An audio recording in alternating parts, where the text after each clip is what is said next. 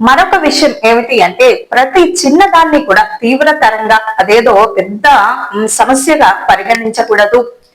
మీకు ఆందోళనగా మనశ్శాంతి లేనట్లయితే మౌనంగా ఉండండి. 10 మందితో చర్చిస్తూ ఉంటే ఆందోళన మరింత రెట్టింపు అవుతూ ఉంటుంది. భగవంతుని దగ్గర స్మరణ చేస్తూ ఉండండి. మీ ఆవేదన ప్రశాంతత లేకపోవడం అన్ని భగవంతుడు తీర్చాలి తప్ప ఎంతమంది వ్యక్తులకి చెప్పి లాభం ఏంటి చెప్పండి. వారేమన్నా మనకు ప్రశాంతతను కలిగించగలుగుతారా? ప్రతి చిన్నదాన్ని భూతద్దంలో పెట్టి చూడకూడదు. ఏదో దారుణం జరిగిపోతుందేమో, ఏదో అయిపోతుందేమో అనేటటువంటి తొందరపాటు ఇవన్నీ కూడా పనికిరావు.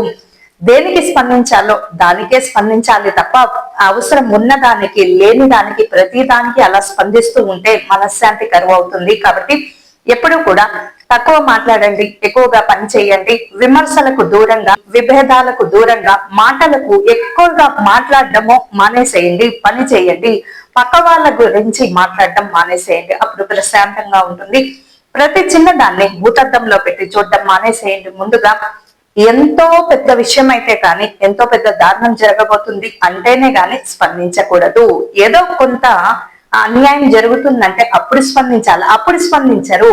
మరి ఉత్తప్పుడు స్పందించే లాభం ఏమిటి చెప్పండి. కాబట్టి ప్రతి చిన్న దానికి స్పందించడం మానేయండి. నిజంగా స్పందించాల్సిన అవసరం వచ్చినప్పుడు మౌనంగా ఉండటం ఎందుకు, అప్పుడు స్పందించండి, సరిపోతుంది.